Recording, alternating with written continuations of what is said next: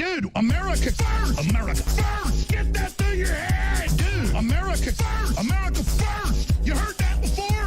What? America first! America first! What the hell, man? Dude, America first! America first! To all of you, let me explain one damn thing. America, America, America. Dude, you understand? America, America, America. My point is America's first. America, America, America. What the hell, man? Globalists, no! Goblins, no! This is it. Everybody get ready! America first! America first! Get that through your head! Dude, America first! America first! You heard that before? What? America first! America first! Get that through your head! America first! America first!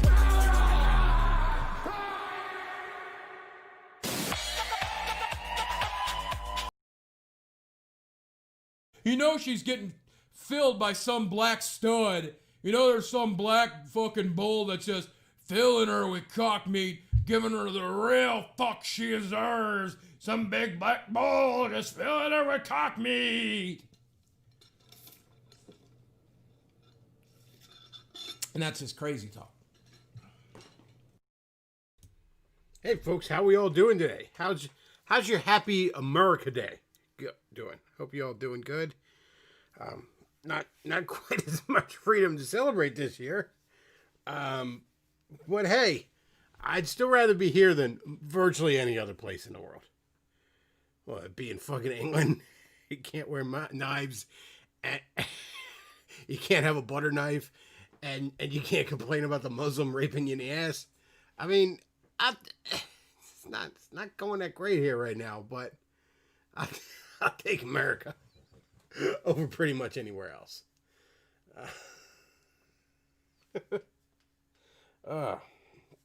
Most stuff was open around here.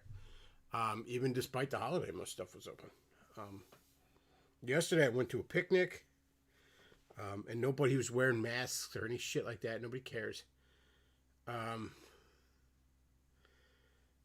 The only places you basically got to wear a mask is,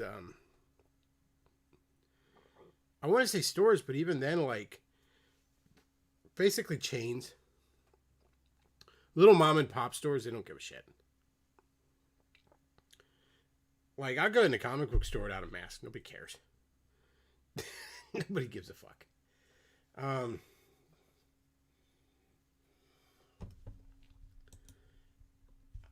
right. So, a couple of things to talk about. First, I want to read a comment on, was it last night I did a stream? I guess it was last night. I don't know, man. A fucking neat lifestyle. All the days are blurring together. God, I don't know how. I don't know how your average trad Catholic does this neat lifestyle. Well, how your average fucking TRS subscriber lives this way. I've been off for a week. Thank God I'm working on a project to keep busy. Like, there's only so much binge watching shows you could do. It really is.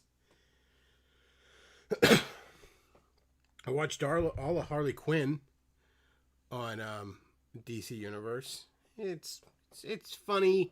I don't like how season 2 ended, but it's funny.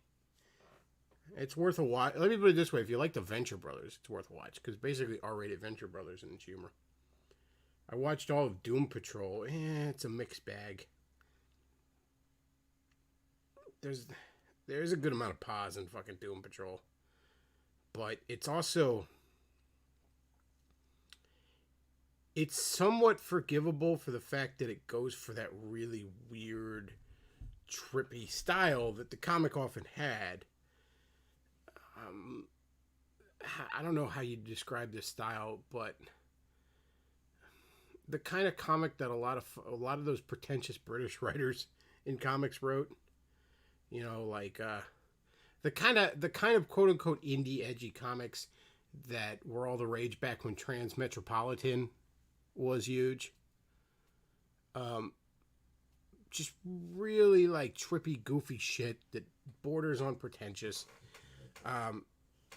For the most part, the Doom Patrol is pretty good, but it does have a lot of the fucking, the homos are a threat to society bullshit.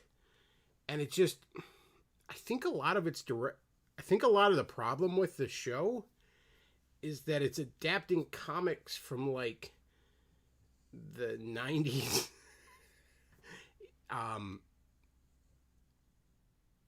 And acting like that shit's still relevant, like acting like it's edgy and countercultural to be a homo these days. I mean, I almost would have forgiven it more if the show actually made itself set in the 90s or something. But that said, though, Doom Patrol has a lot of interesting stuff to it. For a superhero dork like me, it's worth a watch. Avant-garde European style. That's a good way to put it. And there's a lot of really interesting high concept sci-fi and fantasy ideals running through it. It's just, if you're particularly bothered by the homo shit, and at this point a lot more people are, just because it's so obnoxiously shoved into everything. I'd say steer clear of it. I mean, I enjoy it, and even I was kind of like, come on, dude. Like, there's a few episodes just like fucking focused on it.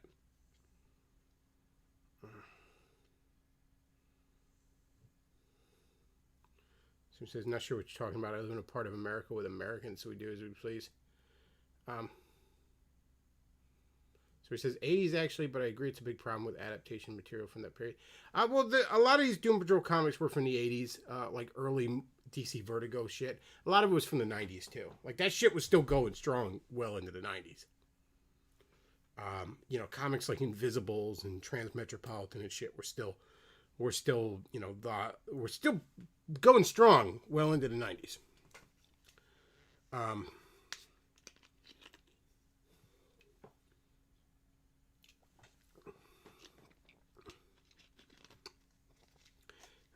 like it feels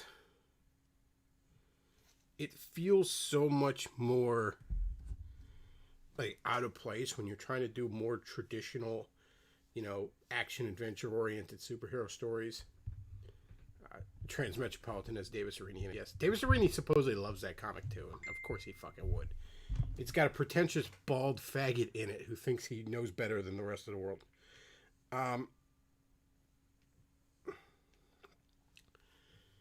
like I said, Doom Patrol, I don't know. If you have a taste for that sort of goofy, I guess, as one person in the chat put it, European avant-garde storytelling, you might get a kick out of it, but I wouldn't recommend it generally. It's not something where I'd be like, oh, go ahead and just check it out. The weird thing about DC Universe streaming service, though, is they don't put shit out in, like, a big chunk like most of them do. Like, most of them put it out, like, a season drops all at once. But, no, they premiere each episode each week. So, I'm caught up on Doom Patrol. I started Stargirl. First episode, kind of slow in the middle. It was a lot of teenage drama bullshit that I didn't care about, like high school drama bullshit. Like, oh, she's the new kid in town. Here's the popular. It's like, I don't care. I don't care.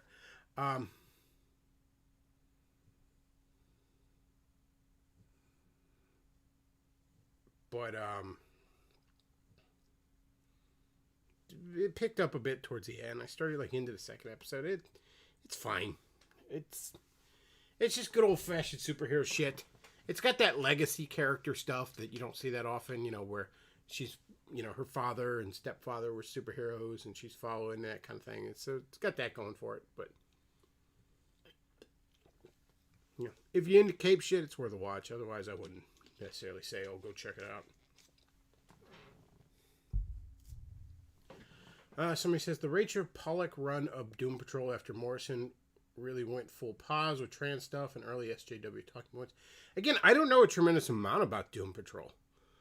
I'm vaguely familiar with them just being a comic book fan, but I honestly think I bought one issue of Doom Patrol ever. And it was a fucking Blackest Night tie-in. And I literally bought it just because they were doing, like, the fucking rings with the issues. Like, of the different Lantern Corps and shit. And, like, I had to get this Doom Patrol issue to get this fucking ring because I was a big old dork and I wanted the ring. I don't even know if I fucking read it. If I did, I remember nothing about it. I know a little bit about them just from, like, DC encyclopedias or them guest appearing in other story arcs or something like that.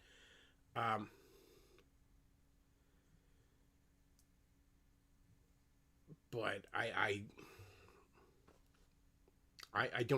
I'm no expert on it. I'm not going to tell you about the various runs or shit like that. I just know that they were in the Vertigo line and they did a lot of that trippy avant-garde kind of bullshit in it. Forney says, another thing that draws Rini to Transmetropolitan is the fact that Spider Jerusalem, yeah, that's the name of the character, worked as a gay prostitute. Well, I can't confirm nor deny that that's what would draw him towards it. But again, having not read that, I don't doubt that. I've only seen like bits and snippets of fucking Transmetropolitan. Honestly, God, let me put it this way. I remember back in the late 90s, early 2000s when I was like in high school. I read Wizard magazine all the time, the magazine that covered the comic book industry. And there was a lot of writers on Wizard magazine staff that just loved Transmetropolitan, and referenced it and talked about it in articles all the fucking time. And they would put articles in there about how you should check out Transmetropolitan and all this other stuff. And their attempts at selling me on it. Jesus? Oh, thank you very much for the super chat. I'll get to that in a second. Their attempts at selling me on it as a teenager made me look at it as pretentious horseshit. So, one day I will probably be in a comic book store and see the Volume 1 trade and decide to give it a shot. And if it's anything like what it appears, I probably will not even make it through Volume 1 and just sell it back to a comic book store for store credit to throw in their used trade paperback pile. But yeah, everything I've seen about it looks like a bunch of pretentious horse shit. Barry McCockiner donates $5. Thank you very much for that. And says, put this towards your apple juice funds. I appreciate that a great deal. Somebody says, I wish I could have seen the heyday of comics. I'll tell you what, the 80s, 90s, I mean, you know, people shit on the 90s, but the 90s had plenty of good shit. 80s, 90s, and I would even say the 2000s were great. People forget how, you know, how good the 2000s were. I remember arguing with Black James on here at one point. He's talking about how, like, you know, everyone makes fun of the 90s, but what did we get after the 90s? We got all this SJW pause. And I'm like, well, you're kind of forgetting that there was a whole decade in between there. The 2000s were great. You know, I look back, I think like the JLA Avengers crossover, fan-fucking-tastic. You got Jeff Jones' run on Green Lantern from Rebirth all the way to Blackest Night. Amazing stuff. The best that franchise has ever fucking seen. JMS's Spider-Man run. Great shit. Until the end of the Totem stuff. Then it kind of fell off. Bendis' Avengers was good at first. It kind of fell off again. But Civil War, good stuff. The Ultimate line. Good lord, the Ultimate line. Prior to Ultimatum, the Ultimate line was fantastic fucking shit. Ultimatum is where it got run into the dirt. But Ultimates, Volume 1 and 2, great stuff. Ultimate Fantastic Four, pretty good. Hell, that's actually where we get the Marvel Zombies originally from. Ultimate Spider-Man. Good lord. Brian Bendis and Mark Bagley's early Ultimate Spider-Man especially. Holy shit, that's great stuff. I've told this story on here before. I'll say it again. I had a trade paperback of... I loved it so much I bought the trade paperback even after I was buying issues on limited teenager funds when I was in high school. I had this trade paperback. I loaned it to a buddy. He read it. He ended up loaning it to people, loaned it to people, loaned it to people. This fucking... weeks later, this fucking cheerleader bitch, whose name I can't remember, probably barely knew it at the time, hands me this comic back saying, like, this was yours, right? And I'm like, yeah. You know, I'm kind of looking at her like, why the fuck you have it? And she looks at me and she tells me she cried when Uncle Ben died. And remember, this is pre, you know, Sam Raimi Spider-Man movie even. So nobody other than fucking dorks knew anything about Spider-Man. You know what I mean?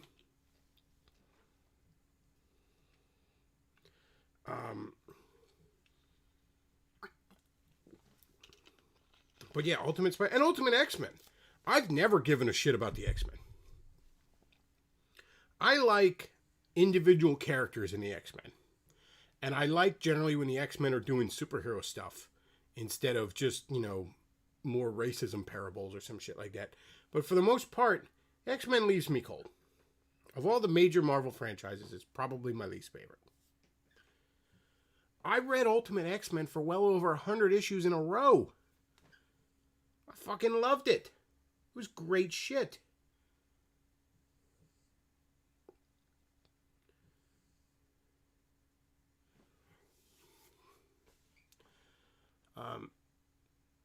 You know, so for me to follow an X-Men book for over 100 issues was impressive. You know, if you'd have seen my comic book collection before I sold it, you know, aside from Ultimate X-Men, all the other X-Men issues fit in one little short box of all the different fucking series and shit, you know. Maybe like 5 or, you know, maybe a few scattered issues of each series, you know. And this was out of a collection of like fucking 40 short boxes and a couple of long ones.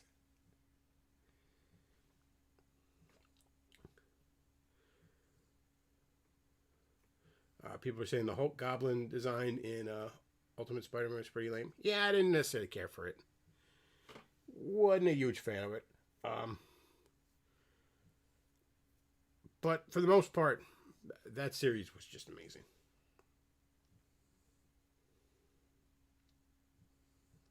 He says that's a big problem with the X-Men. All they do is the allegory crap without being superheroes. Yeah, and again, I like the individual characters in the X-Men. You know, I really, really like classic, even go back to like 90s era X-Men when they're doing superhero stuff.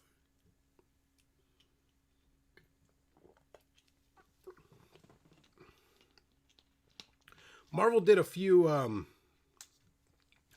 few novels in the 90s, and a lot of them were X-Men, and a lot of them were pretty good because it would just be generally them doing superhero stuff.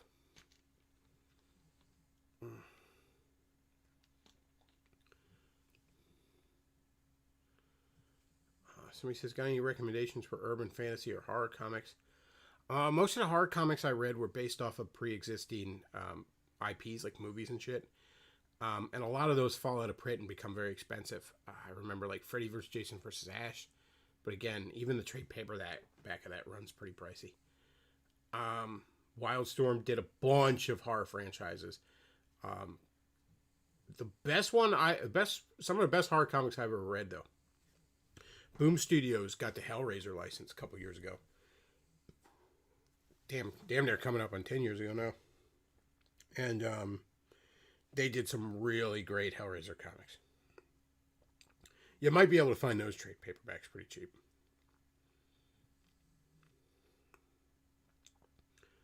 Let's see. Beckloff, will you be visiting Beartoria? I do not believe I will be visiting Beartoria. Because it seems like it seems like that's a good place to get raped.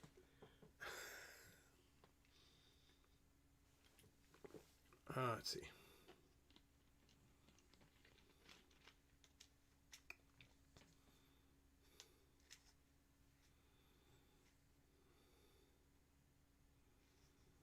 He says, I actually liked that Ultimate Venom was an alien. It was linked to Peter's parents. Yeah, the explanation for the symbiote in the Ultimate Universe was pretty cool. I didn't like what they did with Carnage. You know, in the regular universe, Carnage is one of my favorite fucking characters. But, you know, Bendis never liked Carnage, so he kind of purposely fucked it up.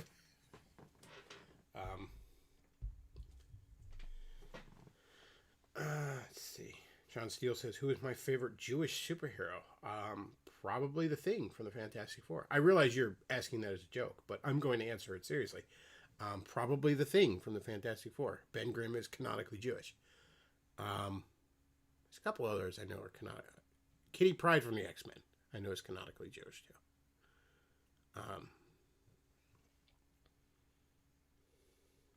Do I prefer the MCU or the DCAU? I guess you're talking about like the Bruce Timm animated universe. Probably the Bruce Timm animated universe. And I do really like the MCU, but probably the Bruce Timm animated universe. I mean, for the simple fact that the Batman animated series is by far the single greatest superhero show ever put on screen. Probably the best, at the very least, the best Western cartoon series ever made.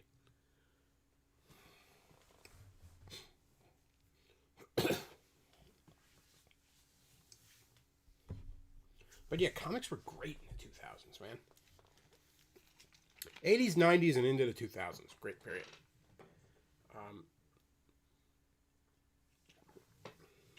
Good time to be a comic book fan.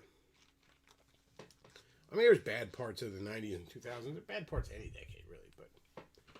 But Justice League show was great, too. The Justice League show was great. The Superman show was great. Batman Beyond was good. None of them, though, are on the level of the Batman animated series. That's on a different level than basically any other superhero show I've ever seen.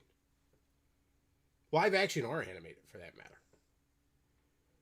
I mean, I had an Arrow boner from here to Alpha Centauri for the first few seasons of Arrow. I'd still take Batman animated series over it.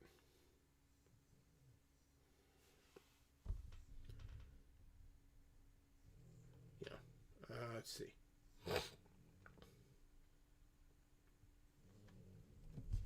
Speaking of out-of-print comics, there was a comic based on the Monster in My Pocket toy line that's supposedly really good, but out of print and hard to find. Yeah, I've heard that one was pretty good too, but that is out of print.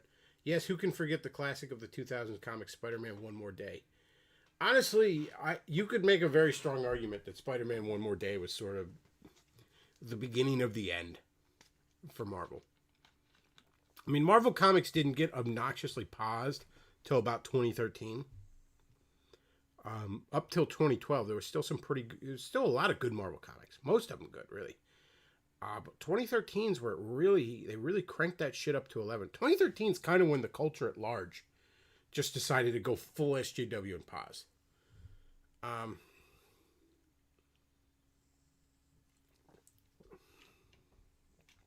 But you could definitely argue late 2007, One More Day is the beginning of the end. Never before had Marvel more punished its readers for caring than 2007's One More Day. I have a huge hour-long thing on here where I just meticulously dissect how that is probably the worst thing Marvel's ever done. Even to this day, the worst thing they've ever done. The gross Oedipus complex shit that goes through it alone. It was also announced the releasing of the Legion of Superhero cartoons on Blu-ray soon, the full series. Yeah, that cartoon was pretty good. It often gets forgotten, but it's pretty good. I actually I watched a couple recently on the DC app. Pretty good.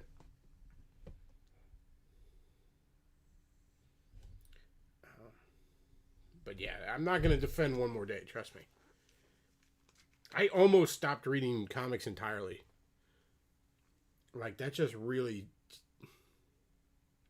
sucked the fucking life out of it.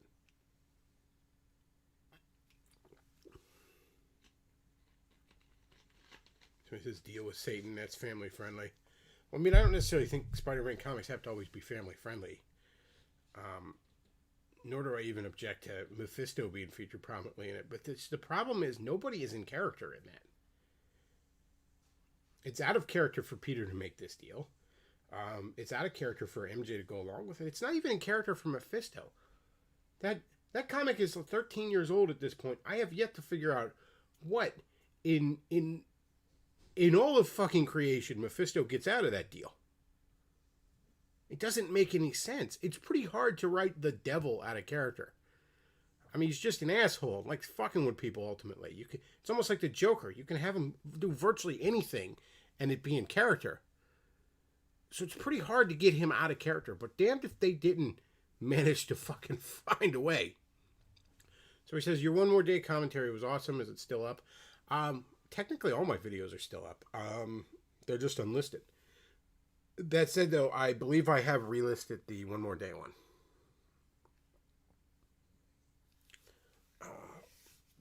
That's...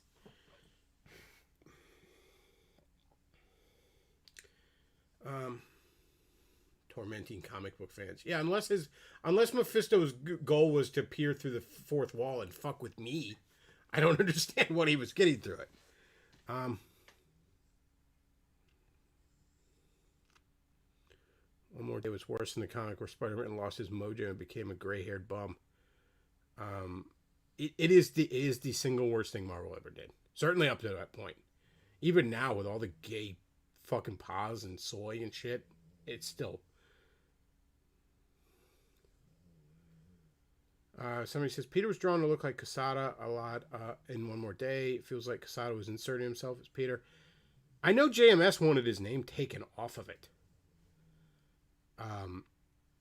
Yeah, I still contend that One More Day is about the fact that Joe Quesada wants to fuck his mom. Like, you want to know what that story is about? It is the story of how Joe Quesada wants to fuck his mom. Joe Quesada could sue me in court, and I would not back down on that statement. Honest to God, he could file a fucking lawsuit against me right now for stating this, and I will not back down. You could put a firing squad in front of me right now. This is a hill I will die on. I will literally fucking die on this hill. Let it be unemphatically stated. Joe Quesada wants to fuck his mother. I fuck it.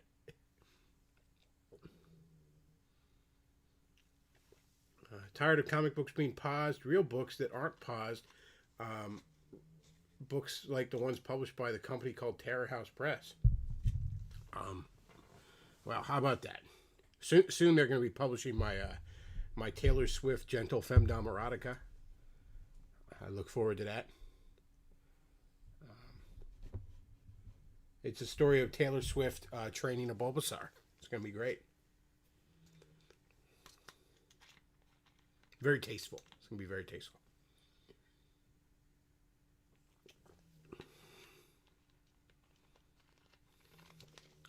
Somebody says, you're not far off. Exalted Speed on Twitter went over Quesada work, and he has issues with losing his dad, and the mother complex might be a side effect of that. I can just imagine a little Bulbasaur court in a suit and tie. Yeah, just a fucking Bulbasaur holding up one more day on the stand. Just going through. Just showing that picture of fucking Peter kissing MJ, or Aunt May's neck. Being like, look at this shit. And then pointing at him in the stands. Dramatic court thing. This man wants to fuck his mother.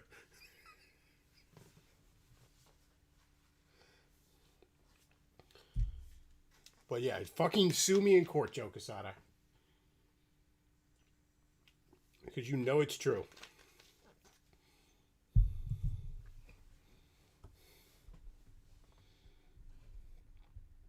Also, Joe Quesada's art isn't good. I'm sorry to tell you, Joe Quesada's art is not good.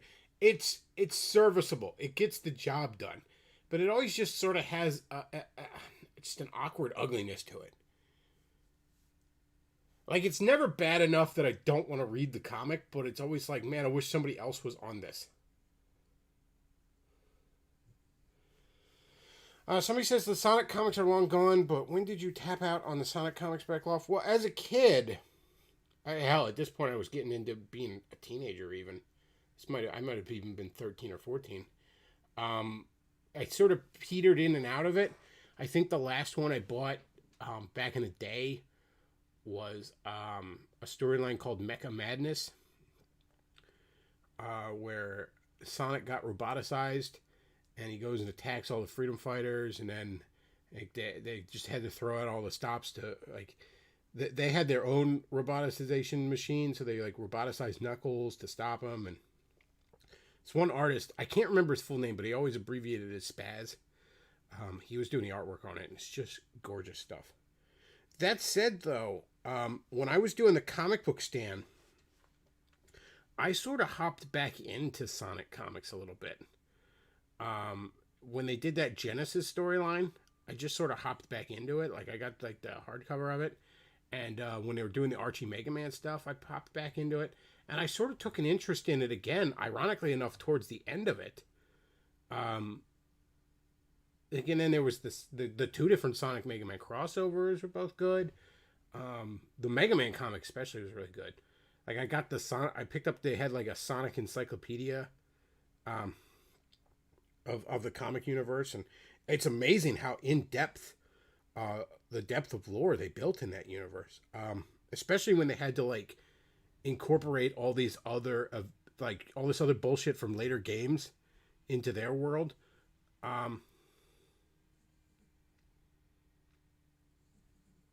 So yeah, I kind of followed it a bit towards the end, and it was surprisingly good. And you know, it's a damn shame that the Archie comic did not get even a proper send off. Somebody says, "What did you think of Ken Penders?" I don't really think his stuff was that bad. Obviously, his lawsuit is stupid. Look, there's no reason he should own those characters that he built on an already established universe.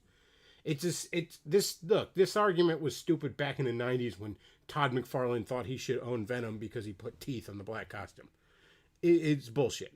That said, though, I can understand why Ken Penders was upset for the simple fact that Sega treated the Archie Comics stuff like the fucking black sheep. Even sometimes when they ripped it off. Like, Ken Penders was adding all this, like, backstory to Knuckles' people that then the games would later come and kind of rip off after the fact. But he was doing it first. I can kind of understand being pissy. Again, the way the Archie comic was treated by Sega of Japan is bullshit. Especially given that, I'm sorry to say, the Archie comics, even at its worst, better storytelling than Team Sonic's basically ever come up with.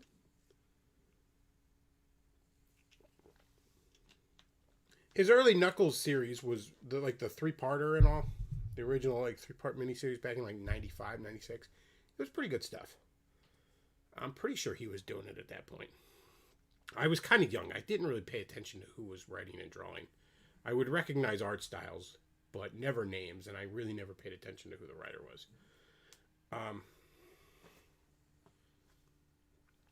His lawsuit was bullshit, though.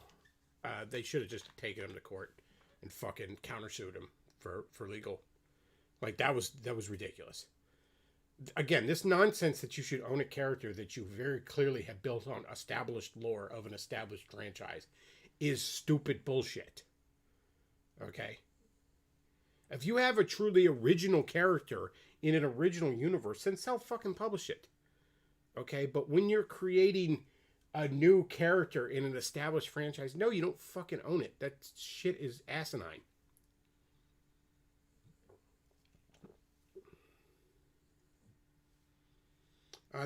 They're saying he was also mad that the game Sonic characters included evil echidnas, which were based on characters introduced.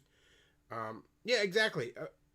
Team Sonic ripped off a bunch of Ken Pander's concepts. Now, why they didn't just use his fucking concepts and incorporate them in the game, and maybe he would have gotten mad about that. I don't know. He seemed like kind of a shithead. But I could understand sort of...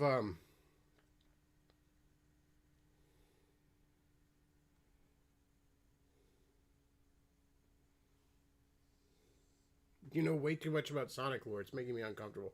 I know a tremendous amount about the Archie Sonic comic series. That said, though, if you want to ask me, like, the finer points of lore in the actual games, like, fuck if I know. I really can't tell you shit about the games after, like, Sonic and Knuckles. The last truly great one. Like, I'm sorry to tell you guys, there's never been a great Sonic 3D game. It's debatable whether or not there's even been good ones. Like, y'all want to sit around and nostalgically suck the dick of Sonic Adventure 2. I'm going to tell you this right now. Sonic Adventure 2 is no better than Sonic Heroes or Sonic fucking Unleashed or Shadow the Hedgehog. Not in gameplay, not in storytelling. It's not. I'm sorry to tell you that.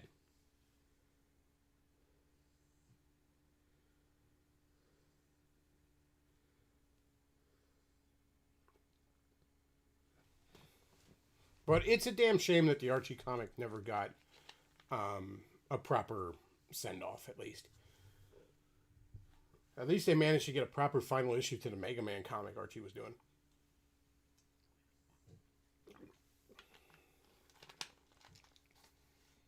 That's the thing. I don't call myself a Sonic fan for the simple fact that the things I'm a fan of are but a very small aspect of this franchise. I'm a fan of the old Sat AM cartoon, as it's called, and the Archie comic that spun off of it. And I am a fan of the original Genesis era games. Sonic 1, Sonic 2, and especially Sonic 3 and Knuckles. In fact, my favorite things about Sonic are basically things that Sega has swept under the rug. Sonic 3 and Knuckles never gets a fucking proper release. I understand there's rumors that there's fucking rights issues with the music or some bullshit like that. But for whatever reason, if it does get re-released in collection, it gets re-released as the two separate games, rather than the combined true experience. And the Archie comic stuff, completely fucking ignored. So the two greatest things this franchise has ever produced, the people who own it ignore.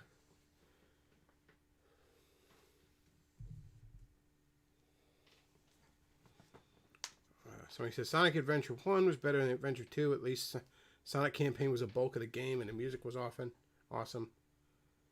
I'm only a fan of the Sonic 2 continuity. Modern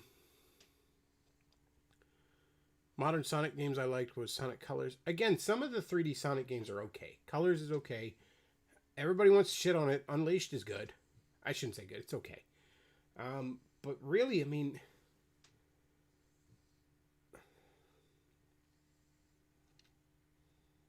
let's see. I find Sonic on CD unplayable. Have no idea what the hell I'm supposed to do. I never really got into Sonic CD. I didn't own a Sega CD as a kid, so I don't have nostalgia for it. First I played it was sometime after I got the Wii, which I guess would have been 2007, I got the Gems collection for the GameCube, and it had Sonic CD on there. That's the first time I ever had a chance to play it. I don't think I ever even beat it. I was never impressed with it.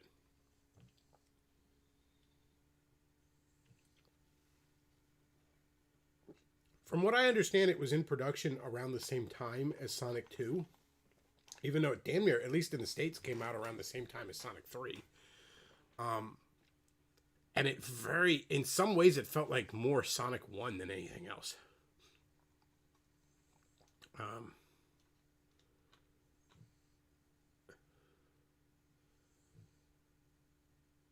I don't know. I just never really got into it. It didn't have that same...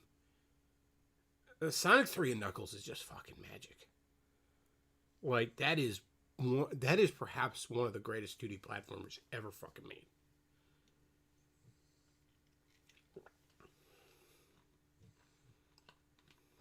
Sonic 2 is okay. Sonic 1 is a little rough around the edges, to be honest. I played a lot of Sonic 1 recently just because I have a lot of ROM hacks of different characters in Sonic 1.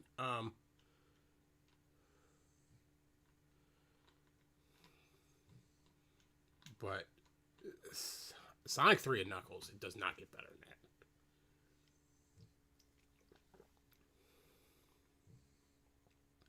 I wish that if it's indeed true that Michael Jackson, or at least his estate, owns the rights or partial rights to the music, I really wish they'd just re-release that game without the music then. Just different music. Which is a shame because the music is amazing. It's the best music on the Genesis. It's some of the best video game music ever. There's a reason I play it a lot before these streams. That said, though, the rest of the game does not deserve to be, fucking forgotten like that.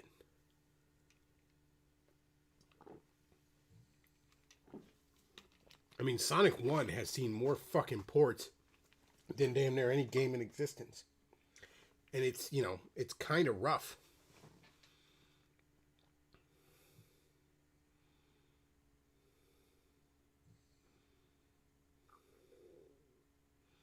So he says Sonic 3 is great, but it does have a fatal flaw. Carnival Night Act 2, you know what I'm talking about. I know damn well what you're talking about. Because I was stuck on that for fucking months. I literally saved up money to get one of those strategy guides. You know, the kind that had the whole fucking level mapped out? You had the whole big old map of the level. And I still, for a while, I'm like, wait. Because I figured there's got to be a way around this trap fucking room, right? But no, every way you take funnels you into this trap fucking room and you have no idea what to do. And literally, I don't even know if it was in a strategy guide, but somehow I figured out you can move this thing. And like, nothing in that game shows you do that. You're just trapped in this fucking room.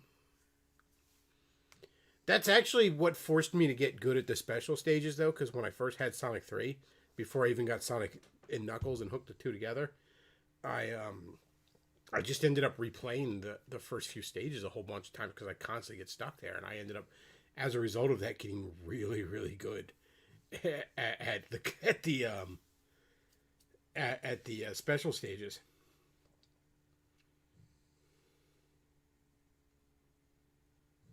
Let's see. Carnival Night Zone can burn in fire. Yeah, that is really bullshit. Somebody says there's radar releases of Sonic 3 and Knuckles with jank music.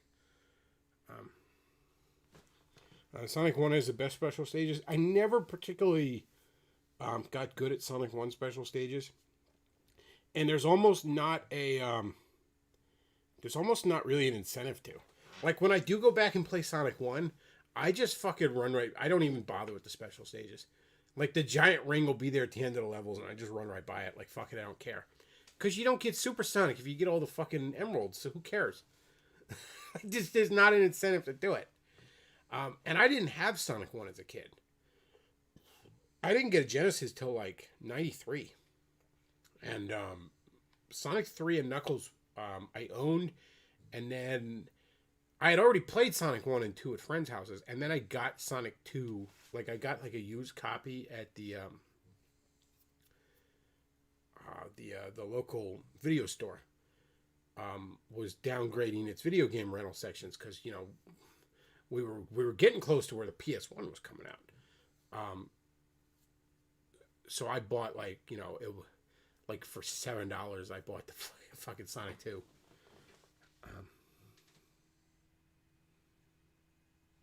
Forney says, here's a really awesome Sega CD game called Night Trap. Yes, it's great. I hear it's a rape simulator. That's what Joseph Lieberman told me. It's a game where you rape people. That's I believe what Joseph Lieberman said in the fucking Senate. Mania is the best of the 2D Sonic. I don't know about that, man. Mania really just feels like a fucking really cool remix. Like, I really, look, I like the remix levels in Mania, but I really wish, if they do a Mania 2 and they let those guys really come up with entirely original stages, I think then you'll have the best 2D Sonic. But I'll still give the edge to 3 and Knuckles over Mania.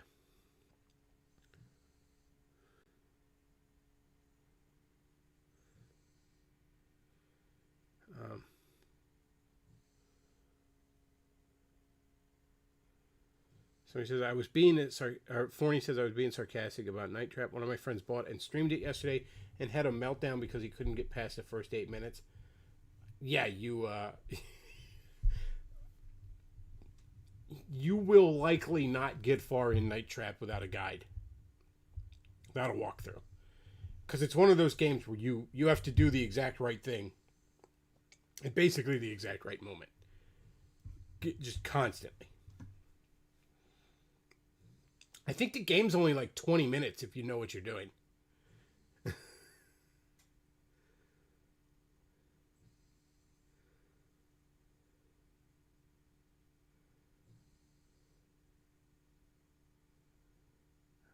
see.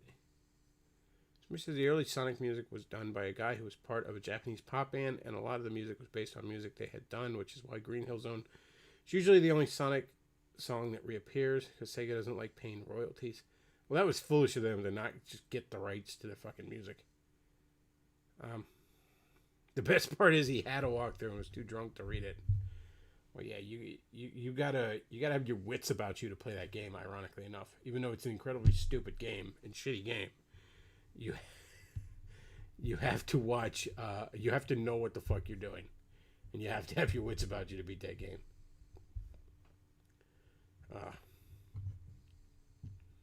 But yeah, that game's more infamous. Like, if I had a Sega CD, I would probably get a copy of it just for a collector's purposes. But I doubt I would ever play it.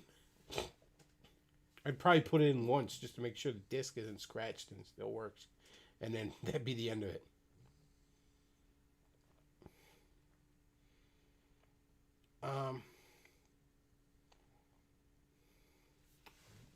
So he says there's a full walkthrough interactive movie of Night Trap with the right and wrong setups on YouTube if you got time to pass.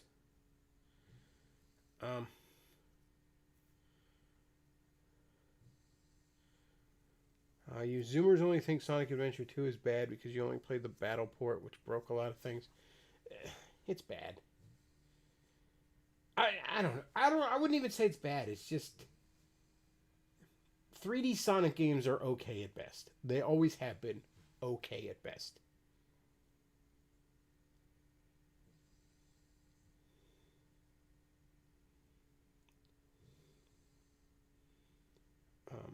FMV games were a mistake.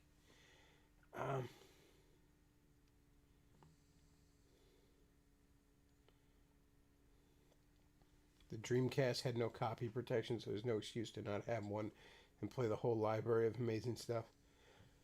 I had one buddy who had a Dreamcast, and I just remember playing Daytona USA at his house a lot. I remember there was a cheat code you could play as a horse, which we just thought was hilarious because we were dumb kids. He had some Japanese fighting game called Pretty Fighter, which was just a bunch of anime girl stereotypes and fucking nudity in the cartoon cutscenes. And we played a lot of Marvel superheroes. The Capcom fighting games had great versions on the Dreamcast compared to the PS1.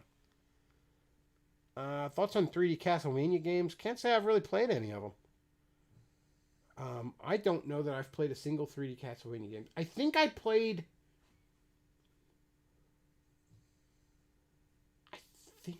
one on the PS2.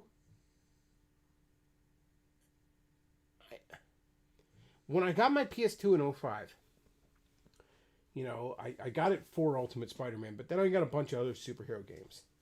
And then, having been out of games for like over a decade, I didn't know a lot of what to get. So, I'd look for like shit I recognize. You know what I mean? Like, I'd see like the Sonic collection, or I'd see Sonic Heroes I got. And, wasn't very impressed with it. But I swear I remember getting a 3D fighting game on the PS2. A 3D Castlevania game. I want to say it was Castlevania. It was like some franchise I recognized, but I remember like getting like 10 minutes into it and being like, that's enough.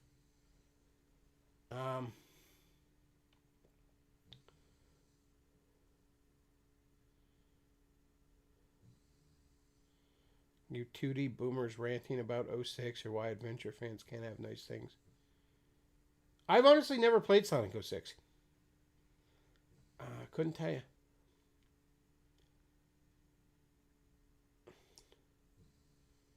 Dreamcast had one fucked up controller. That thing fucking hurt after extended play. The Dreamcast controller damn near fucking hurts to look at. I don't know what the fuck. The Dreamcast controller looks like you gave an extra chromosome to the N64 controller.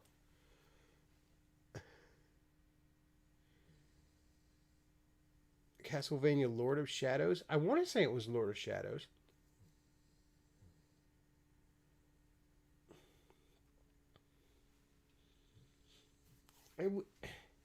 I seem to remember it being like a 3D beat 'em up. It kind of reminded me in gameplay of the fucking Ghost Rider game. I don't know if you ever played the Ghost Rider game on the PS2. It's sort of based on the Nicolas Cage movie, but not really. Probably more based on the comic. But it came out around the same time, and it's basically a 3D beat 'em up.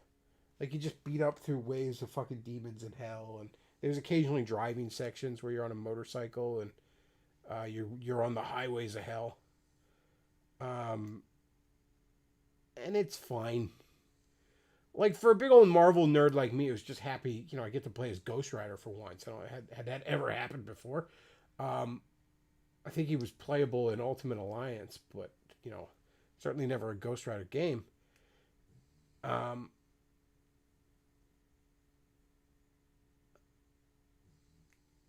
I enjoyed it, but it was repetitive as fuck. And unless you are a Ghost Rider fan, I don't think you'd get much out of it. Your tiny manlet hands are not worthy of that controller's chunk. I don't know, man. That controller just looks like a fucking... It just... And the cord's in the fucking wrong place.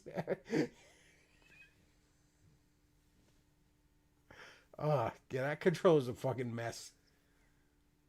In all fairness, though, I've never played the Dreamcast. So I can't say I've ever truly held that controller in my hand. But every time I look at it, I'm like, what the fuck is this?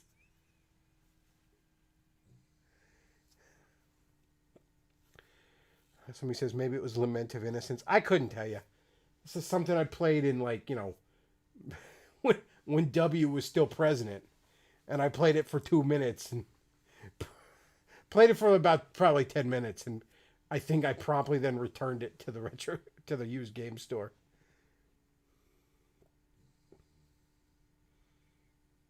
Castlevania 64 was memorable, and then somebody else says root canals are also memorable. Somebody says you only think it's wrong because it was the Nano Squid. It says you only think it's wrong because it was before the standards. No. Okay, you're sure? Yeah, I know you fucking young kids there, Nano Squid, think video games started at the 5th generation there, but no, I got news for you. There was some pretty established standards prior to that, okay? And the cord not coming out of the bottom of the fucking controller. It's something we pretty much figured out. I mean, god damn near since the Atari.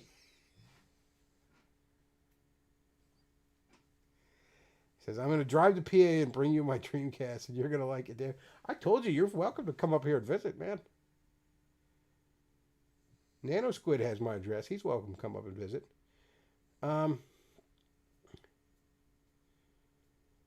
Somebody says, I think it was the only Castlevania game for the PS2 at the time. The rest were on GBA.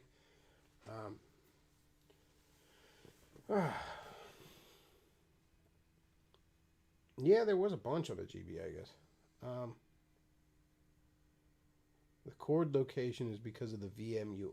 What is the VMU? I don't even know what that is.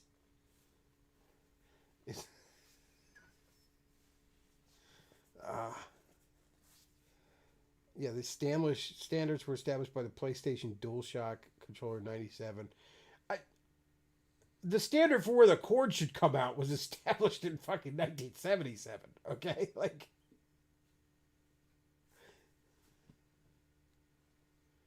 I don't know. I don't know why they felt the need to get experimental on that shit.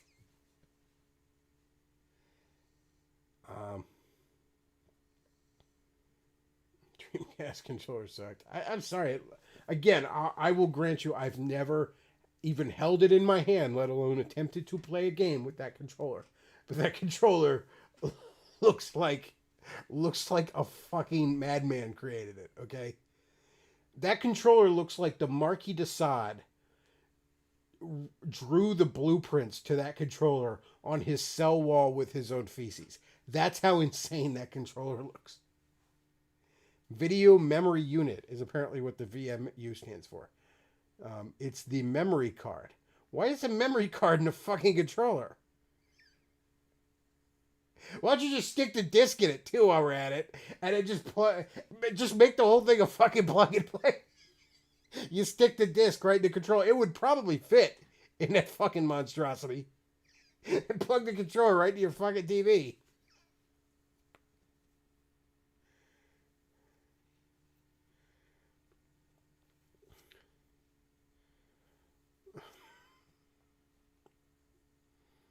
Oh, man.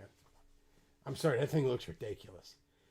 I mean, the N64 controller looks fucking retarded. But it's like high functioning retard. You know, like Forrest Gump retard compared to the Dreamcast, which is like Terry Schiavo levels of brain damage controller. N64 had a memory card in the controller. Did it? I've never owned an N64. I have to admit. My DC ignorance is embarrassing. Oh, Dreamcast. Okay. My Dreamcast ignorance is embarrassing. Well, like most of America, I did not own a Dreamcast.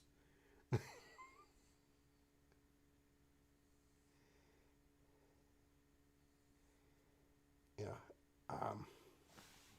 I didn't have anything in fifth generation, in all fairness.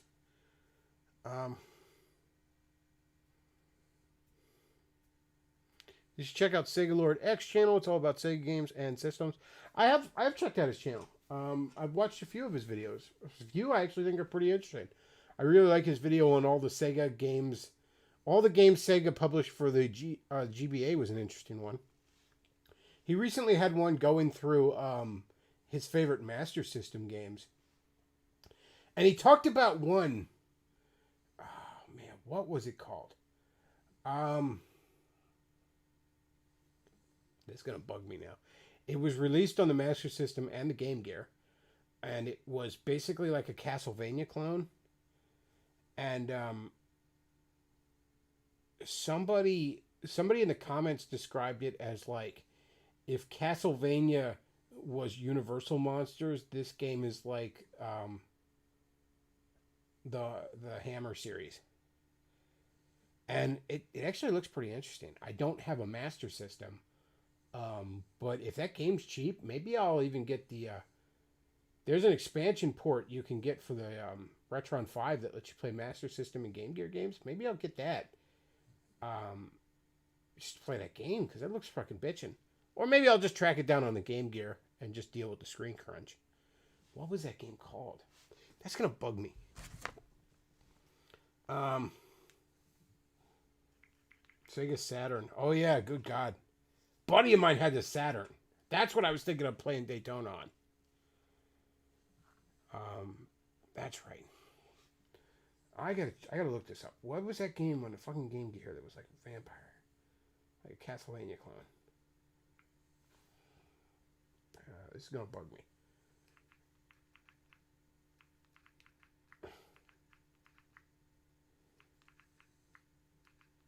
It's gonna bug me if I don't fucking...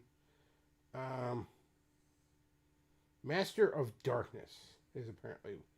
And I guess on the Game Gear it's called Vampire Master of Darkness. But it looks pretty cool. But yeah, Sega Lord X is a cool channel. Master of Darkness, that's right, chat. And I'll be honest with you, I did not even know the Master System was a thing until like well into my adulthood. I never fucking heard of it as a kid. I never knew anyone who had that fucking game. Or had that system, I should say. That's why, like, as an adult, like, getting back into retro games, I had a Game Gear as a kid, but I never fucking heard of a Master System. And when you'd hear people talk about a Game Gear was basically a shrunk down Master System, I'm like, the fuck are you talking about? I never knew anyone, I never even heard of it as a kid.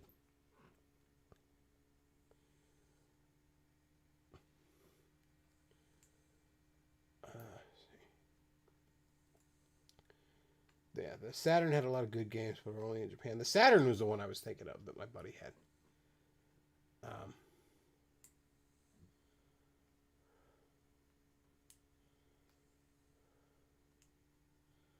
But yeah, the Saturn did not do well.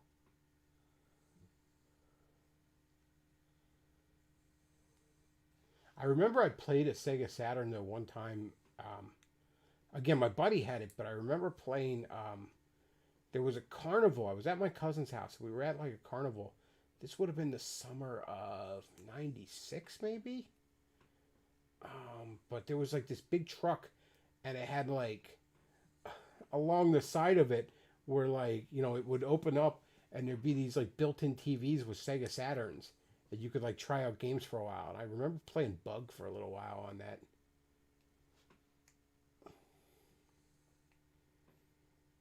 Yes, in the Game Gear, the Screen Crunch was brutal. The Sonic 2 game, 8-bit version is virtually unplayable on the Game Gear. It's not a particularly good game on the Master System, but it's virtually unplayable on the Game Gear. Game Gear drew power like a porn star swallowing. When I got my Game Gear for Christmas the one year, I literally killed the batteries in it that day. And I wasn't even playing it that much. I thought it was broken or something. I thought my dad was going to have to take it back. And he's like, no, the batteries are dead. How long have you been playing it? I'm like, not even that long. So I think it was like the next day he got an AC adapter for it. And just whenever I was home, I just had it plugged into the wall. I only used the batteries when I was like in the car or something. But yeah, man, Game Gear killed fucking batteries. Good God.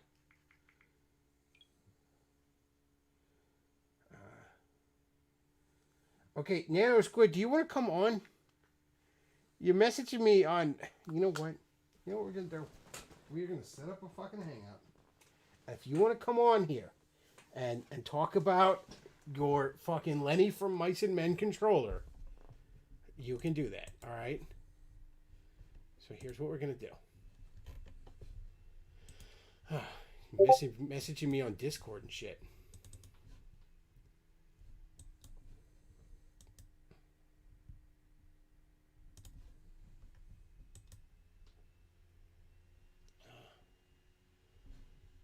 Hang on.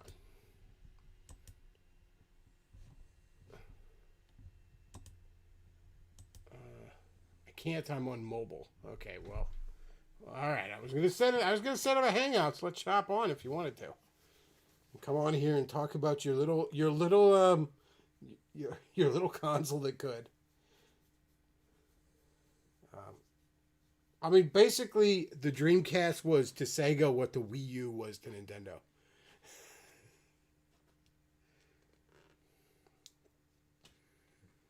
Only in all fairness, I would rather play most Wii U exclusives than Sonic Adventure 1 or 2.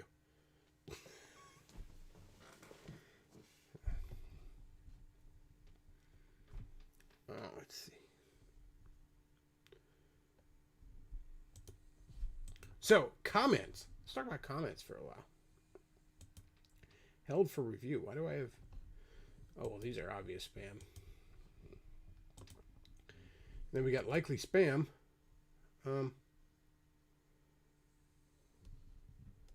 Somebody a week ago, I'm sorry I didn't see this, was asking for Owen cringe when he made a song about the Smurfs. I don't know when he did that. I don't follow Owen too much. Let's see.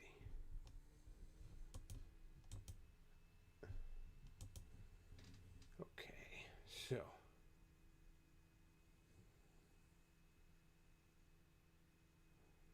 All right, so somebody commented on that. I was talking about how I don't think Castlevania is paused, the cartoon. It's got some anti-Christian things in it, sure, but get that in a second. Somebody commented very angrily, it seems, if the Castlevania Netflix is paused as hell, if you can't see that, something's wrong with you. In season 2, the witch sidekick declared that her and her people are enemies of God because God stands in the way of mankind's progress because he broke up the Tower of Babel. The show is literally satanic. Look, the Cypher, the character's name. She is in a she was born and raised in a Gnostic cult. Okay, a Gnostic cult that thinks God hates them because they are preserving human knowledge, and they hate God the Father, but they actually love Jesus Christ. And they say, you know, that's fitting because the Son should outshine the Father and all this other stuff. It's a confused bullshit Gnostic theology she has, and nowhere in the show do they even portray it as correct. Like, there's just like a moral faggotry from a lot of people.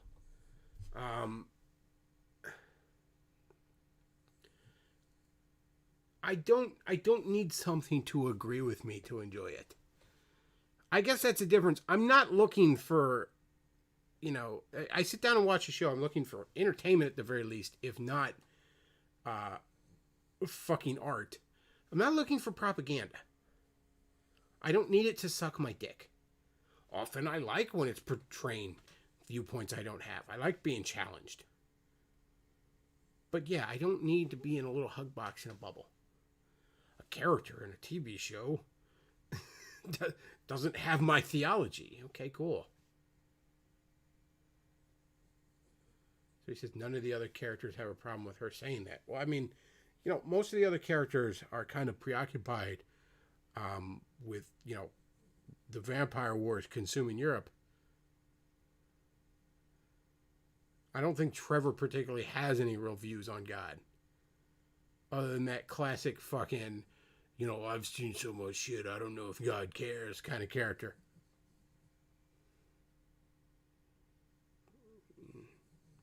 No, I like the show, man. It's fucking fun. Bunch of over-the-top violence, people fighting monsters with magic powers. It's fucking fun, man. Dialogue's good, the characters are interesting.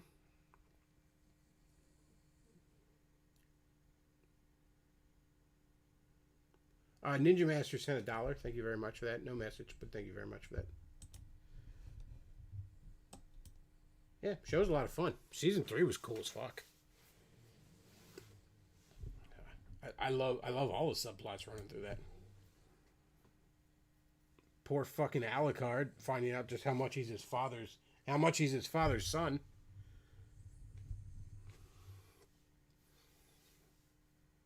Cypher realizing that, you know, quote unquote adventuring isn't as particularly always fun and exciting as she thought it would be. Obviously, my proclivities, I'm going to enjoy the Hector subplot quite a bit. So he says, Castlevania is the best series on Netflix. Makers of it care more about the franchise than Konami ever did, kind of like Archie with Sonic. I don't know if I'd say it's the best thing on Netflix. I don't know. I kind of like Stranger Things a bit more. But I could definitely see saying Castlevania's best thing. And I liked Daredevil a bit more, too. Although I have to admit, I have not watched season 3 of Daredevil yet. I really should watch it. I'm sure Disney's going to yank it off there at some point.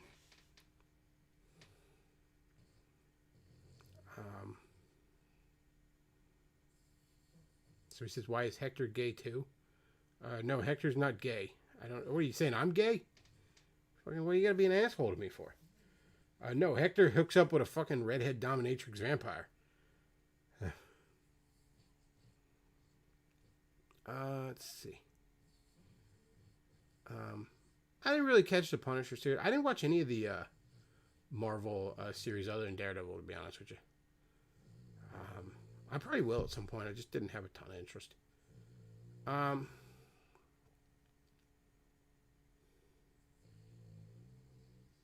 Isaac's the gay one. I'm not even sure if Isaac is gay. Almost is Isaac the black guy? Like, is that the one you're talking about? He almost strikes me as fucking asexual, if anything else. Like, he doesn't seem to have any fucking sexuality that I can remember. But no, man, the subplot. Alucard's shown to be bisexual in season 3. You might end up moral fagging about that there, Zachary. But he's also a fucking vampire, and they're all shown as hedonistic scumbags. So I didn't particularly have a problem with it.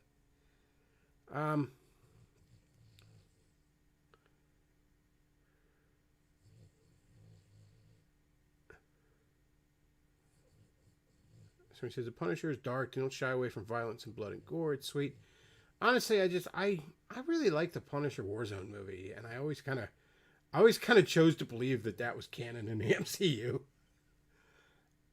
That said, though, I've seen Daredevil season 1 and 2. Daredevil season 1 is a fucking masterpiece. Like, just a fucking masterpiece. Season 2 is good. It's not season 1. Isaac's the black guy who loved that priest. That's right. You're right. All I really remember of his story arc was like in season 3, I really love him fucking chatting with the sea captain. And then when he fucking like deals with that town that's overrun by that evil wizard.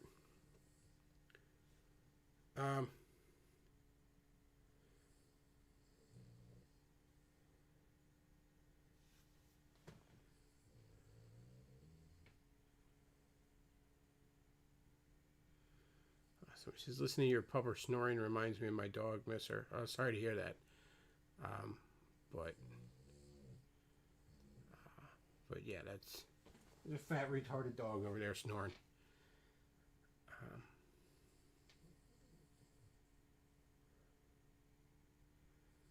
Making Isaac black and his love of the priest felt like they were ripping off part 6 of JoJo. I never watched JoJo, so I couldn't tell you.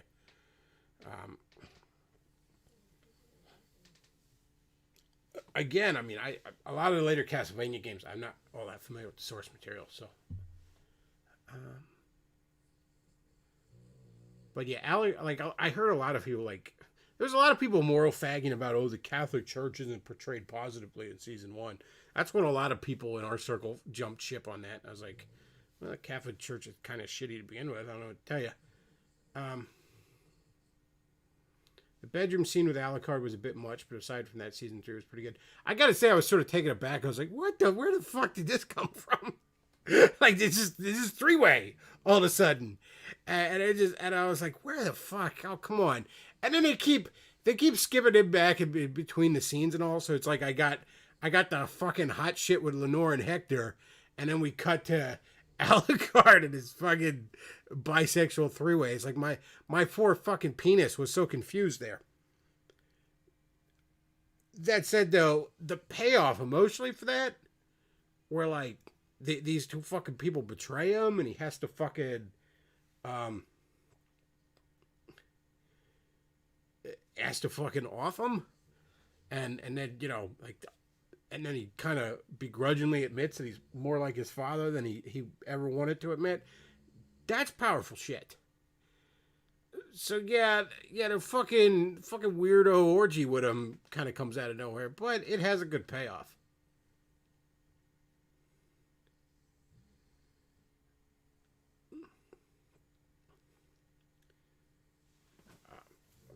Yeah, the Lenore Hector shit's fucking awesome.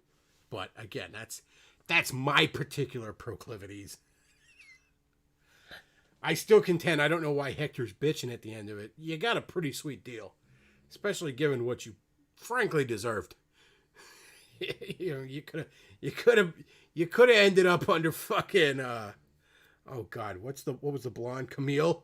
You could have ended up with her with her owning you. I wouldn't even have wanted that. I couldn't even hang with Camille.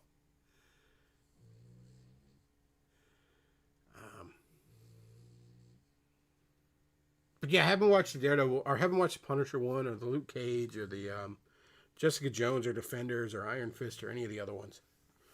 I probably will at some point, but I definitely want to check out season 3 of Daredevil before it probably gets fucking yanked off there due to rights issues. But season 1 and 2 are great. My biggest problem with season 2, I mean, I wasn't a big fan of that portrayal of the Punisher, but it was alright. It definitely had its moments.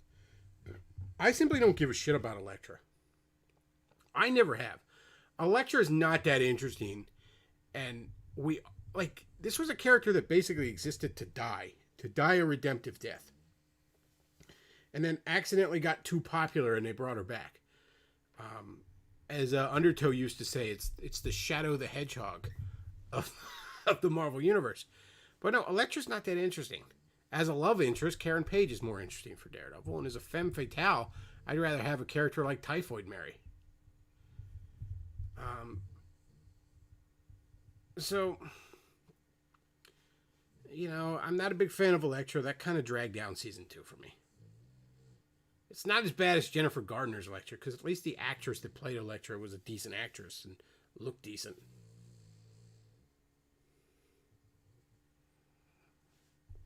So, I haven't gotten around to season 3. I probably will. Looking forward to season 4 of Stranger Things, though.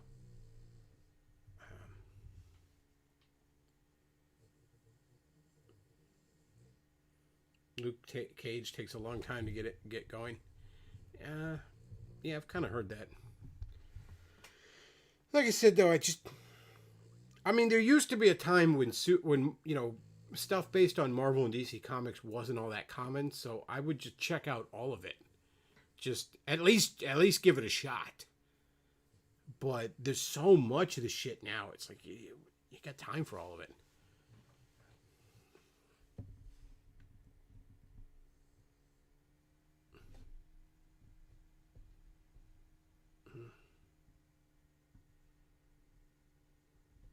Problem with Elektra is she became a waifu for comic nerds like Kitty Pryde. That's why she keeps getting brought back, especially when those nerds get into power.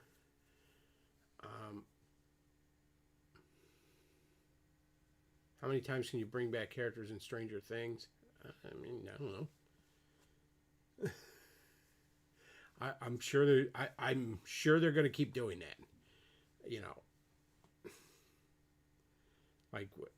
Spoilers there. When the sheriff died at the end of season 3, I sort of immediately knew, yeah, he's coming back. He died the exact same way that Elle had died and came back from. So I'm like, yeah, we'll be seeing him again. I knew, the moment it happened, I was like, yeah, okay. See you season 4, buddy. I fucking knew it. And I'm glad he's back. I wouldn't have wanted him to be gone. He's one of the best characters in the show. But yeah, I knew. Right then and there, it's like, oh, he's dead. I'm like, okay. Sure. Linking a nod there.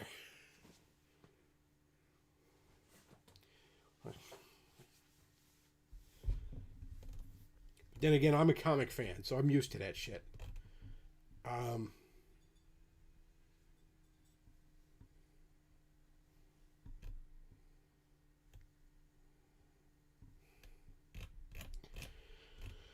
Let's see. But yeah, I like season 3 of Castlevania a lot. I like that it was... I don't want to say a filler season, but I like that it was very much a season designed to build up to another season. Like it's literally all subplots running parallel to each other that never converge. Warzone did a much better job with Jigsaw than the Netflix series. I don't understand why people shit on Warzone. If you honestly tell me that Punisher Warzone is a bad movie, you're not a Punisher fan. That is the most perfect representation of Punisher on the big or small screen ever.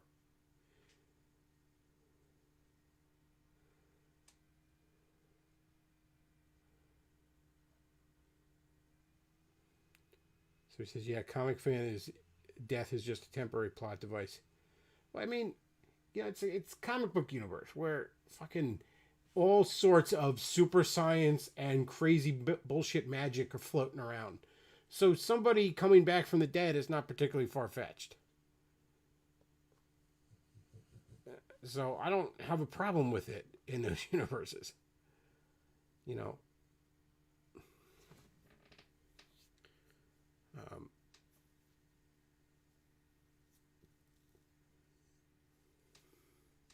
And again, you know, it's something like Stranger Things. You just got to accept. If you don't see a fucking body, you don't know they're dead. Just accept that. And even then, you know, you never know if they're going to come back as some sort of undead fucking monster with the evil gray shit in them or something. But no.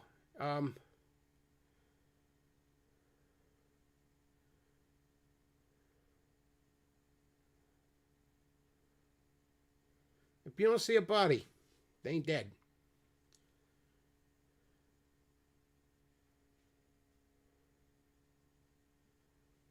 So he says, even as a kid, I thought Ray Stevenson was a better choice for Frank Castle, but a lot of that had to do with Thomas Jane's Punisher being poorly written. I don't really like Thomas Jane's Punisher. I like John Travolta in it, but that's about it. But no, the Ray Stevenson Punisher is exactly what a Punisher movie should be. Absolutely.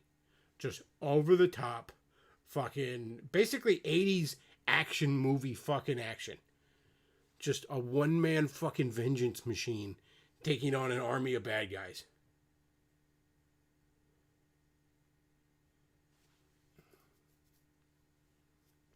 Have you ever seen The Boys or read the comic? I have not read the comic, nor have I seen the show.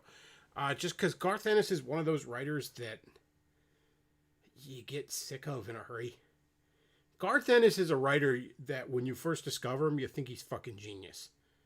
But that's because you first discovered him and you're probably a fucking 16 or 17. And then you read more Garth Ennis and you realize how unbelievably one note he is.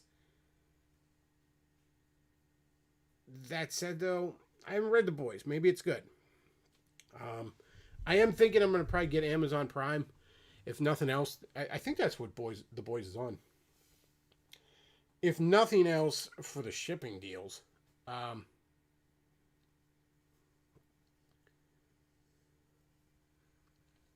And so, yeah, I'll probably check out The Boys. I just haven't exactly been in a hurry to do it. I switched entirely to streaming services. I finally talked the Boomer Dad into canceling the DirecTV. So now we got a Roku. We got Hulu, Disney Plus, Netflix, DC Universe. I put YouTube on there because that's free to do. And there's some like free shit that the Roku can do.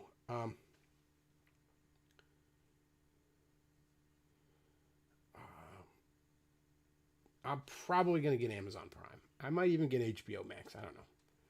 I mean, that's the thing. Like, you know, you can get like half a dozen fucking streaming services and you're still paying like half of what cable or satellite pays or would cost.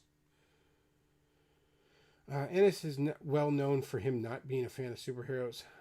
Yeah, again, Ennis is just like this edgy... It's a typical edgy fuck that thinks he's smarter than everything else. It's the same reason he's a fedora. I see through this childish shit. Shut up, dude. You're not as smart as you think you are, Ennis. Again, I've liked a lot of Ennis' stuff. A lot of Ennis' Punisher stuff was good. Some of his Hitman was pretty good. Yeah, a one shot he did with Amanda Connor called The Pro is pretty good. But again, it's just sort of like What I don't like about Ennis more than Ennis himself is how seriously he takes himself and how seriously his fans take him. He's really got something to say and that kind of stuff. And it's like, no, he doesn't. I'm sorry, he doesn't. Like, anytime there's something that's like a parody or deconstruction, there's always those guys that are like, oh, that's really... No, it's not. Like, imagine if I was going here sitting here saying, like, the Harley Quinn cartoon is actually really brilliant. No, it's funny, is what it is. It's funny in a goofy Venture Brothers, like, parody of superhero kind of stuff thing. It's funny. It's not actually all that clever and brilliant. And it really is making you think about the genre. No, it's just funny. It's just goofy and funny.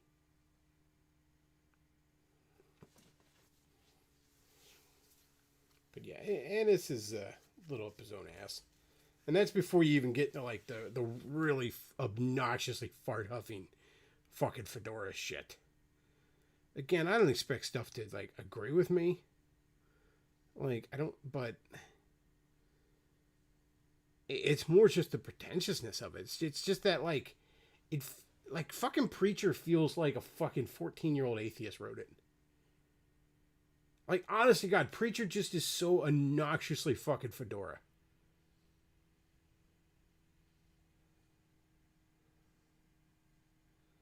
Nano Squid says, people don't realize that the subversions have been done so many times, they're actually the new cliches. Yeah, no shit. At this point, it would be more refreshing to see, like, them do a Superman movie that's just, like, just straight up fucking Ma and Apple Pie fucking all-American Superman. In a way, that's the first Captain America movie. Like, just fucking straight up Ma and Apple Pie. Good old-fashioned Americana. Like, at that point, that's the subversion.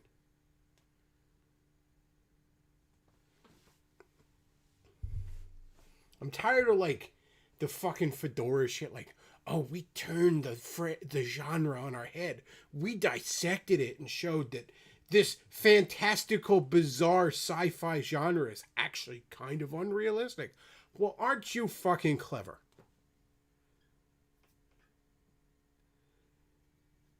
Or you get the guys like, we're going to make it grounded and realistic.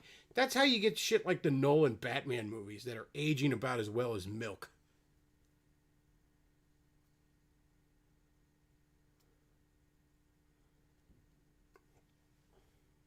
Like, I'm sorry, do you really want to go rewatch the Nolan Batman movies? I'd like to go rewatch the fucking Heath Ledger Joker scenes, because they're fucking amazing. I'd like to go rewatch the fucking Tom Hardy Bane scenes, because they're also fucking amazing, although for the opposite reason. Other than that, though, I'll fucking pass. Those movies are a snore fest. Yeah, I was impressed with them when they first came out. But again, you talk about something that's aging poorly. See, it's all realistic. We can't have Robin and Catwoman in this movie. We'll just have Selena Kyle and a fucking cop whose last name is Robin or something like that. And because we're realistic, we're taking this seriously. Also, Batman's back is healed by ancient Chinese secret, because fuck you. Come on, man. At a certain point, all you're doing with the realism is you're not having fun anymore. Can't have Anne Hathaway in a fucking Catwoman suit.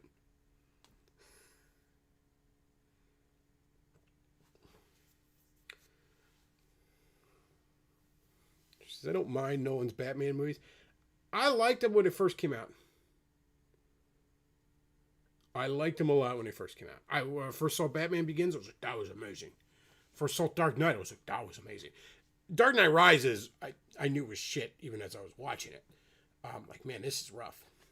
But the first two, I loved them when they first came out.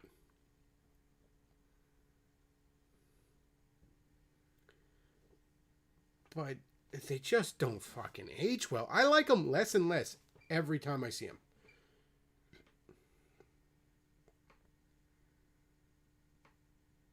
Every single time I see them, I like them less and less.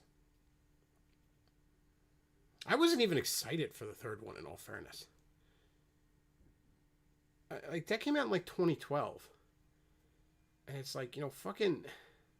There's a fucking Avengers movie out, which I never thought would even happen. Like, just 5 years prior to that. And it's like, given that, it's hard to get excited about the 7th Batman movie of my lifetime.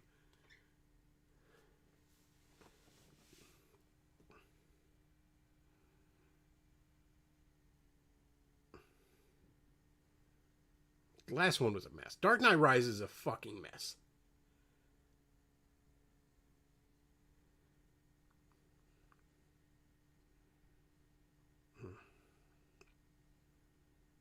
Somebody says Batman 1989 and Mask of the Phantasm were my favorite Batman movies. Those are the best Batman movies. I forgot about Mask of the Phantasm. I always forget that was a theatrical release. But yes, those are both better than the Nolan movies. 1989's Batman is aging like fine wine. That is honestly getting better as time goes on. Again, the Nolan movies are aging like milk. You know, milk may be very, very tasty when it's fresh. But when that milk is about 3 weeks past its expiration date, you don't want to drink it. And the expiration date for the Nolan movies, frankly, was before the last one even came out. Probably about 2010 is when that shit had officially gotten old. Was 1989 the one with Jack Nicholson? Yes, that was the one with Jack Nicholson. I would say I probably enjoy Heath Ledger's Joker a bit more than Jack Nicholson's. Not by much, though. That's comparing two great things. You know what I mean? That said, though, all in all, though, the 89 movie is superior to the Nolan ones.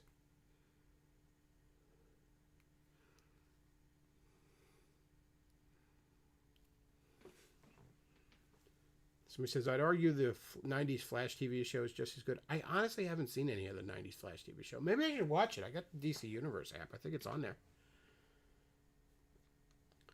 Val Kilmer is the best Batman. Changed my mind. Well, you are very wrong on that. I will say, though, neither Val Kilmer nor even George Clooney were doing particularly bad jobs. They were just in bad movies. But they were not what was wrong with those movies.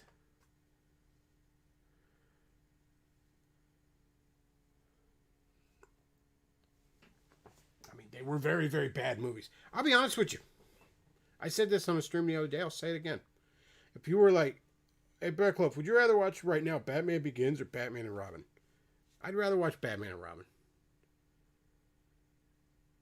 Batman and Robin is shit. Don't get me wrong. But at least it's interesting. Batman Begins is just boring. Especially after you've seen it a couple of times. Yeah, it's interesting the first time you watch it. But it is very, very boring on multiple viewings. Batman and Robin is fascinatingly bad. It is honestly fascinating how utterly bad that movie is.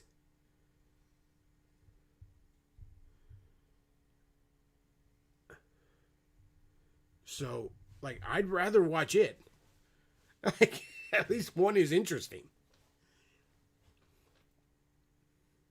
On a technical level, is Batman Begins better? Yes, absolutely. But once again, right now, if you were to ask me which one do I want to sit down and watch right now, I'll take Batman Begins all day, every day. Or I'm sorry, Batman and Robin all day, every day. I mean, again, because it's just fascinatingly bad.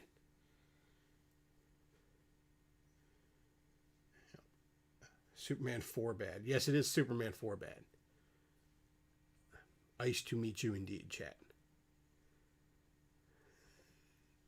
God, those last two are the fucking of that series about, like, Two-Face is such an interesting character, and Tommy Lee Jones is a fantastic actor, but that is such a weirdly bad performance. It's almost like, it almost strikes me what Two-Face would have been like if he'd have been in the original, like, Adam West Batman show.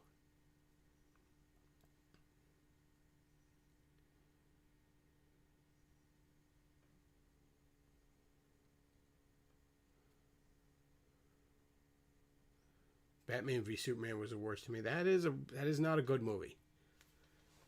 That is not a good movie.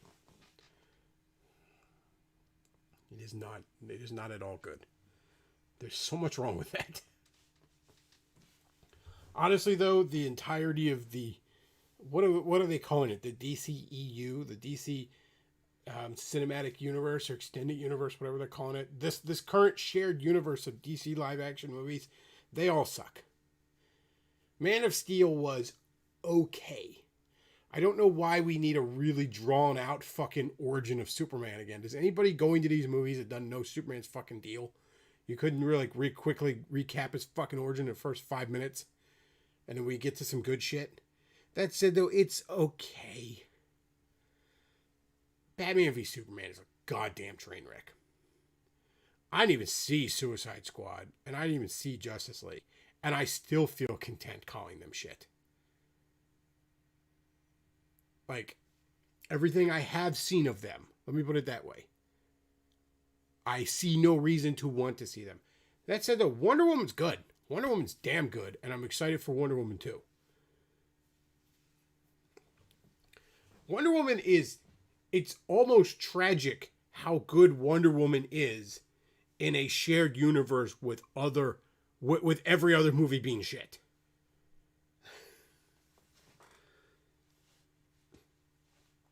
Somebody says Smallville was the best version of Superman. I never really watched Smallville up to like season 1. And I don't understand why that went on for so many seasons. Like, I mean, by like season 4, hasn't that show outlived its premise? I don't understand how that show went on for so fucking long. I mean, I kind of like season 1, but even after the end of that, it felt like it was getting old.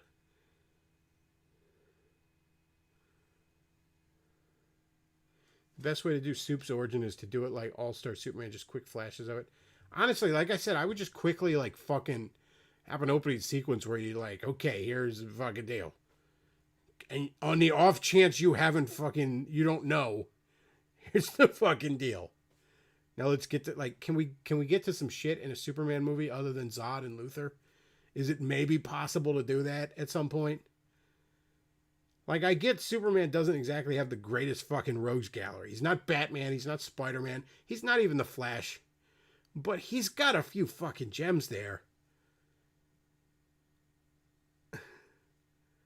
I guess they did do Doomsday, kind of, sort of, almost, whatever, in the fucking Superman v Batman. But come on, we got some other ones here. Can we maybe get some fucking Brainiac? I'll take some Mick Spitlick. Or however the fuck you're supposed to pronounce that. Have you seen Stefan Molyneux's extra big brain take on the Wonder Woman movie? I have not. I saw back when the Wonder Woman movie was new, one of these fucking Wignat or Trad Spurgs was going on about, oh, World War I was this tragic end to hundreds of years of European peace, and this movie just turns it into a girl power romp. And it's like, Europe has never fucking been at peace. Can we throw that fucking myth out the goddamn window? Okay? You know, white people were sort of like Asians in the sense that the thing we hate most in this world is other kinds of white people. Like, we just can't stand that shit.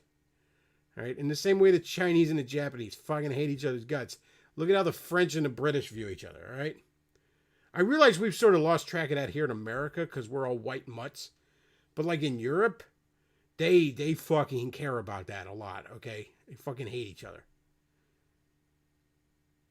But no, it's just like, it's like everything's got to be like, this isn't the propaganda I want, so I'm mad about it. Like, shut up.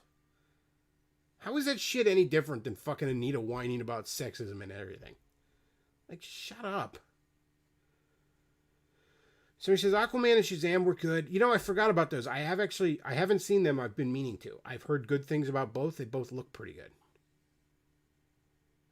And I was not a fan of Jason Momoa cast as Aquaman. It's grown on me, but he just doesn't feel like Aquaman to me. It feels like more like he should have been cast as Namor. So he says, being a fan of Superman, looking through his comics, he has a lot of untapped villains that could be good contenders for him. Superman has some decent villains. Again, he's not Batman, he's not Spider-Man, he's not even Flash. You know, I mean, there's a lot of... Daredevil even has better rogues gallery. The X-Men have better rogues galleries. Fine. I don't even know if I'd put him in the top 10 of rogues galleries in comics. But he's still got some fucking gems. All right. It doesn't have to be Luther and Zod every fucking movie.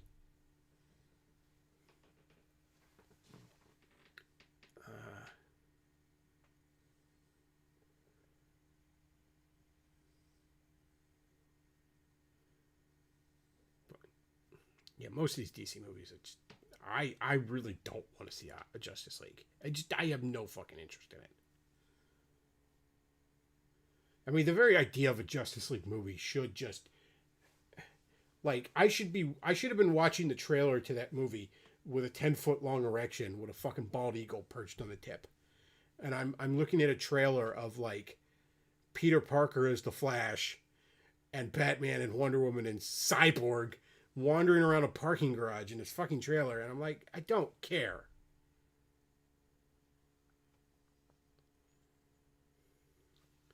Italians are the best Europeans. The southern ones have Kang DNA in them. Well, that's what I've heard.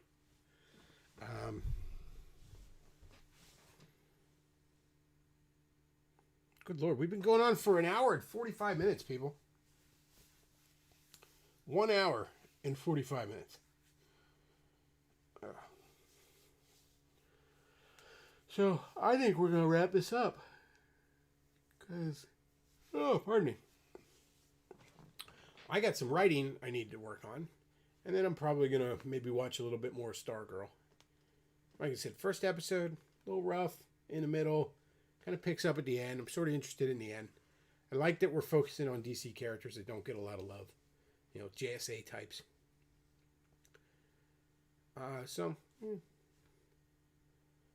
If you have a stomach for, like, weird avant-garde fucking goofy bullshit, I'd say give Doom Patrol a shot. You know.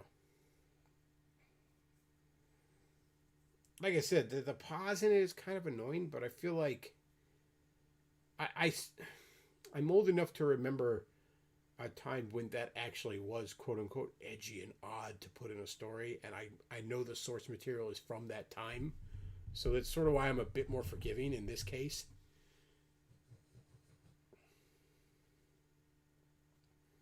I don't fucking freak out because there's a gay character in a show. Like, I'm not going to moral fag about it. The problem I have is when it's just shoved into everything. Just shoved down your throat and doesn't make any sense. It's obnoxious. If you like goofy avant-garde, watch Davis Ariniar play Superman 64. I'm going to say Doom Patrol show at its worst is less gay than Davis Arini. I will give it that. Like, that's kind of a given.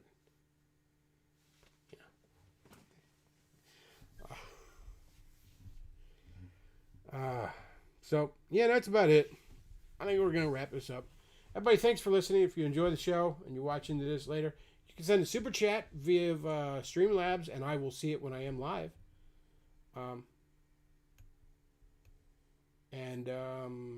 You could also donate on the PayPal, paypal.me/thebeckloff. Robot Man makes Doom Patrol. This is very true. Brendan Fraser's Robot Man is by far the absolute best part of that show. Like, even when, like, they were focusing too much on that one gay character, I still just stuck it out because Brendan Fraser's Robot Man. And you know what else? I've never been a fan of Cyborg, and I certainly don't love how he's shoved into everything these days. This is the most interesting version of Cyborg I have ever seen on the big or small screen. So those things about the show I will unequivocally, absolutely give a fucking stamp of approval to.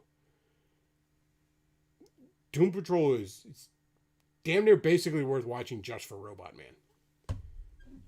But anyways, that's about all we got for today, folks. I want to thank you all for listening. Like I said, if you support the show, go ahead and do that. Shekels are greatly appreciated, especially right now. That's all we got for right now. I want to thank you all for listening.